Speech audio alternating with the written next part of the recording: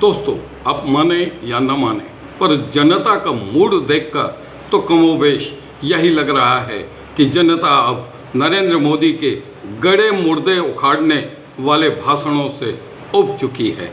जनता जवाहरलाल नेहरू और इंदिरा गांधी समेत उनके पूरे खानदान को कोसने वाले सोनिया और राहुल गांधी की तौहीन करने वाले और लच्छेदार बातों से तालियां बजवाने वाले भाषणों से भी उब चुकी है। वैसे तो यह सामान्य बात है, पर राहुल गांधी और कांग्रेस इस बात को अच्छी तरह समझ चुके हैं कि ऐसी स्थिति में पूरे दमखम के साथ सत्ता की तरफ कदम बढ़ाना उनके लिए फायदेमंद साबित हो सकता है। राहुल गांधी की भारत जोड़ो यात्रा, फिर हिमाचल और उसके बाद कर्नाटक विधानसभा चुनाव में शानदार जीत के बाद कांग्रेस नेतृत्व को तो पूरा भरोसा हो गया है कि मोदी की उबाऊ बातों से आजीज आ चुके लोगों को अब राहुल गांधी में उम्मीद की नई किरण नजर आने लगी है। तो जनता राहुल, प्रियंका गांधी और मल्लिकार्जुन खड़गे पर भरोसा करते हुए कांग्रेस को सत्ता की बागडोर सौंप सकती है। जरूरत है तो पूरी ताकत झोंकने की और पूरा दमखम लगाने की। बस इसी को मंत्र मानकर राहुल और कांग्रेस ने सत्ता की ओर कदम बढ़ाने शुरू कर दिए हैं। साथ ही कांग्रेस को सुदृढ़ करने की जो कवायद जोर शोर से शुरू कर दी गई है।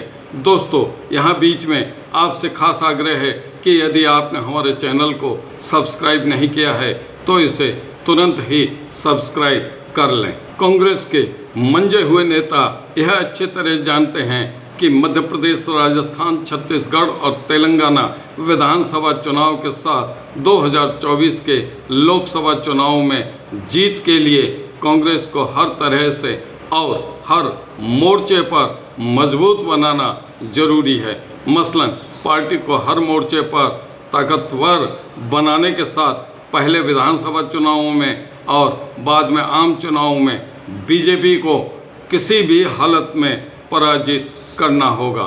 तो कांग्रेस के बीजेपी को परास्त करने की पुख्ता तैयारियां शुरू कर दी है। दूसरी तरफ रोजाना नए नए मुद्दों से बीजेपी को चारों ओर से घेरना शुरू कर दिया है ताकि बीजेपी की तमाम नाकामियां पब्लिक के सामने जाहिर हो जाए। विपक्षी एकजुटता के प्रयासों के मद्देनज़र बीजेपी भी जानती है कि उसे कांग्रेस या विपक्ष के संयुक्त उम्मीदवार का मुकाबला करना पड़ सकता है।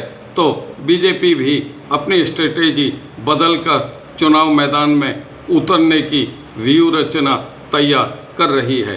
पर यह तय है कि अब राहुल गांधी और कांग्रेस जो भी कदम उठा रहे हैं वे सीधे सत्ता की तरफ जाने वाले हैं।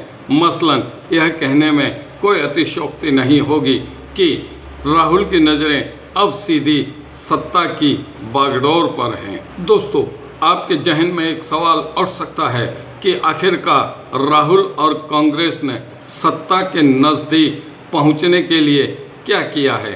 तो दोस्तों, आपको बता दें कि राहुल ने जो भारत जोड़ो यात्रा निकाली थी वह इसी स्ट्रेटेजी का एक हिस्सा थी। फिर मल्लिकार्जुन खड़गे को कांग्रेस का अध्यक्ष बनाना भी इसी स्ट्रेटेजी का हिस्सा था।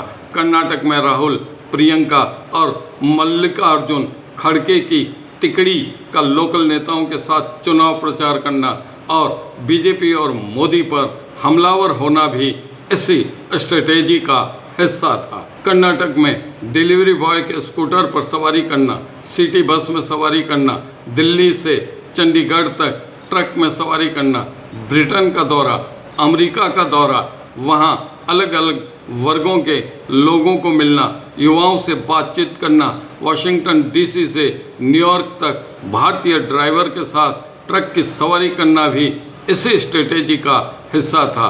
राहुल ने अब जो रोडवेज व ट्रैवल्स की बसों, ऑटो रिक्शा, टैक्सी, कैब और टू व्हीलर से सवारियाँ ढोने वाले ड्राइवरों को मिलने, उनकी समस्याएं जानने, समस्याओं का निराकरण निकालने और जनता से डायरेक्ट जुड़ने का जो व्हीकल प्लान बनाया है वह भी इसी स्ट्रेटेजी का हिस्सा है।